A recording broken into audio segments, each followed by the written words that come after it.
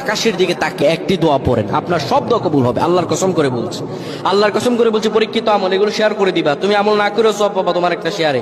এটি যদি শুনে অন্য কেউ আমল করে তুমি আর সওয়াব পেয়ে যাবা। আজানের সময় যখন আজান হয় তখন আমরা কথাবার্তা বলি, এগুলো অনুচিত।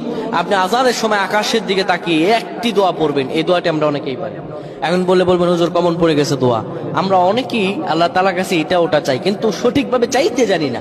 সঠিকভাবে কোনো ব্যক্তি যদি চায় আমার আল্লাহ তাকে দয়া করবেন। আল্লাহ বলেন, বান্দা উদউনি আস্তাজিব লাকুম, আমার কাছে চাও আমি আল্লাহ সব দিয়ে দিব। সুবহানাল্লাহ। যখন আপনার আজান হয়, আজানের সময় আপনি আসমানের দিকে তাকান, তাকিয়ে আপনি বলুন, পড়তে থাকেন, আল্লাহুম্মা আনতা রাব্বি লা ইলাহা ইল্লা আনতা খলাকতানি ওয়া আনা আবদুকা ওয়া আনা আলা আহদিকা ওয়া ওয়া'দিকা মাসতাতা'তু আউযু বিকা মিন শাররি মা সানা'তু আবু'ু লাকা বিনি'মাতিকা আলাইয়া ওয়া আবু'ু বিযানবি ফাগফির